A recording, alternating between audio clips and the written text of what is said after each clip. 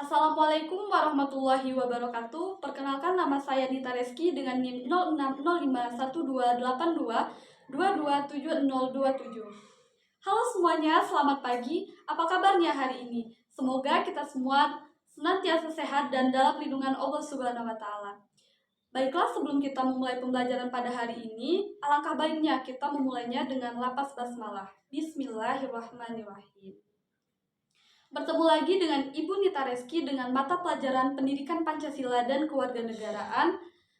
Pada hari ini kita akan membahas materi mengenai makna dan isi alinea serta pokok pikiran yang terkandung di dalam pembukaan Undang-Undang Dasar Negara Republik Indonesia tahun 1945. Pada hari ini, Ibu telah membuat PowerPoint interaktif dan kuis yang akan kita laksanakan di akhir pembelajaran. Dalam pembelajaran hari ini, Ibu menggunakan aplikasi Lumio sebagai media pembelajaran.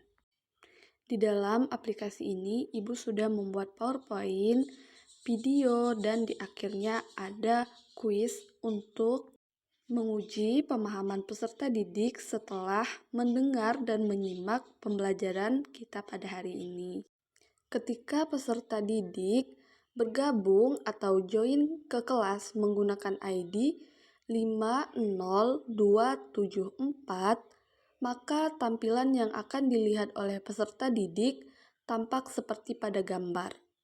Untuk memulai pembelajaran, silakan untuk diklik menu mulai.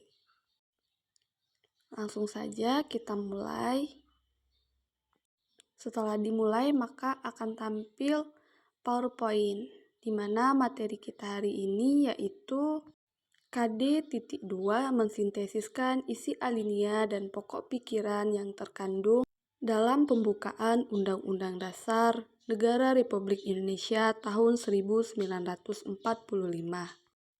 Adapun tujuan yang harus kita capai hari ini yaitu setelah mengikuti kegiatan pembelajaran melalui ceramah, penayangan video, dan sumber belajar lainnya, peserta didik mampu memperjelas pokok pikiran pembukaan Undang-Undang Dasar Negara Republik Indonesia tahun 1945 dengan benar.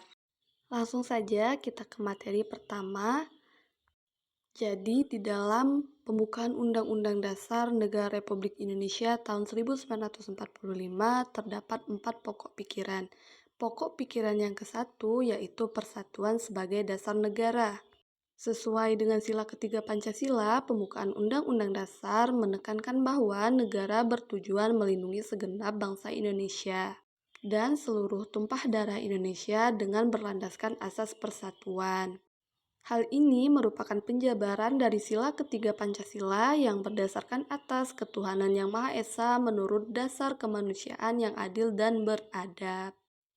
Selanjutnya, pokok pikiran di dalam pembukaan Undang-Undang Dasar yang kedua yaitu keadilan sosial sebagai tujuan negara, di mana kaitannya dengan sila kelima Pancasila, negara memiliki tujuan mewujudkan keadilan sosial bagi seluruh rakyat Indonesia. Pokok pikiran keadilan sosial ini mencerminkan cita-cita untuk mencapai kesejahteraan umum dan memberikan landasan bagi pembangunan yang adil. Oke, kita lanjut. Pokok pikiran yang ketiga yaitu kedaulatan rakyat dan musyawarah. Sesuai dengan sila keempat Pancasila, pembukaan Undang-Undang Dasar Negara Republik Indonesia tahun 1945 menegaskan bahwa negara berkedaulatan rakyat berdasarkan atas kerakyatan dan permusyawaratan atau perwakilan. Prinsip ini juga mencerminkan sifat masyarakat Indonesia yang selalu mengutamakan musyawarah untuk mufakat dalam menyelesaikan berbagai persoalan. Pokok pikiran keempat di dalam pembukaan Undang-Undang Dasar Negara Republik Indonesia tahun 1945 yaitu pokok pikiran ketuhanan. Merupakan suatu konsep yang menitik beratkan pada keyakinan akan adanya Tuhan atau suatu bentuk kepercayaan spiritual. Dalam konteks Indonesia, pokok pikiran ketuhanan dapat dilihat dari sila pertama Pancasila yaitu ketuhanan yang Maha Esa. Nah, setelah menyimak penjelasan materi di dalam PowerPoint yang telah Ibu tautkan, silakan peserta didik kembali menyimak video singkat yang akan Ibu tayangkan. Selain mempunyai makna yang sangat mendalam, pembukaan Undang-Undang Dasar Negara Republik Indonesia tahun 1945 juga mengandung pokok-pokok pikiran.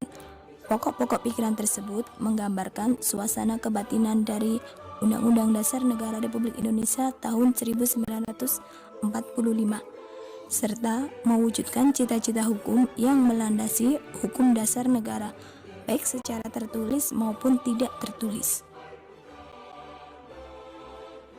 Pada dasarnya, pembukaan UUD 1945 terdapat 4 alinea. Di setiap alinea terkandung pokok-pokok pikiran yang terkait dengan sila Pancasila. Anak-anak, untuk mempermudah kalian menghafal, bisa disingkat dengan kata Gama Pattua, yakni pada pokok pikiran pertama terdapat pada sila ketiga, sedangkan pokok pikiran kedua terdapat pada sila kelima. Kemudian pokok pikiran ketiga terdapat pada sila keempat, dan pokok pikiran keempat terdapat pada sila ke-1 dan ke-2, sehingga mudah kan singkatannya Gama Pattua. Mari kita pahami penjelasannya sebagai berikut. Pada pokok pikiran pertama menegaskan bahwa negara melindungi segenap bangsa dan seluruh wilayahnya. Dengan demikian, negara mengatasi segala macam paham golongan dan paham individualistis. Oleh karena itu, negara menghendaki adanya persatuan dan kesatuan, seperti yang tertuang pada sila ketiga Pancasila. Adapun contoh penerapannya sebagai berikut.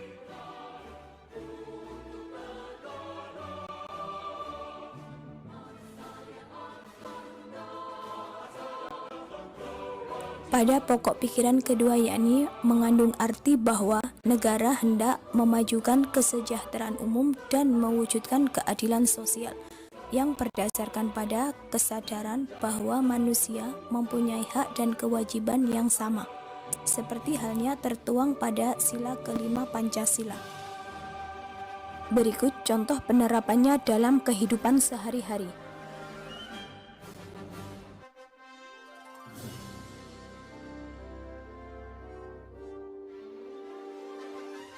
Pada pokok pikiran ketiga, yakni mengandung arti bahwa sesuai dengan masyarakat Indonesia yang selalu mengedepankan musyawarah untuk mufakat dalam menyelesaikan suatu persoalan. Pokok pikiran ketiga merupakan kedaulatan rakyat, bahwa kekuasaan tertinggi berada di tangan rakyat sesuai dengan Undang-Undang Dasar Negara Republik Indonesia tahun 1945 yang tertuang pada sila keempat Pancasila. Berikut contoh penerapannya dalam kehidupan sehari-hari.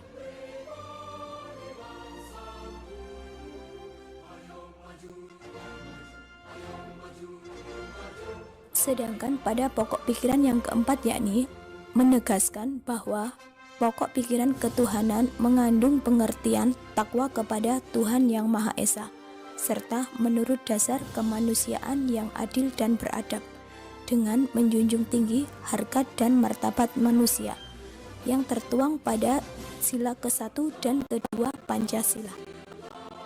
Nah, jadi setelah menyimak PowerPoint dan video yang telah Ibu tautkan, maka peserta didik diarahkan untuk mengerjakan kuis melalui link yang dapat dibagikan langsung kepada peserta didik atau melalui laman web seperti yang tertera di atas, yaitu melalui hellosmart.com dengan cara memasukkan kode 50274.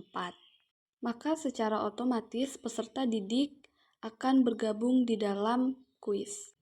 Oke, langsung saja kita ke soal yang pertama. Apa tujuan dari pembukaan Undang-Undang Dasar tahun 1945?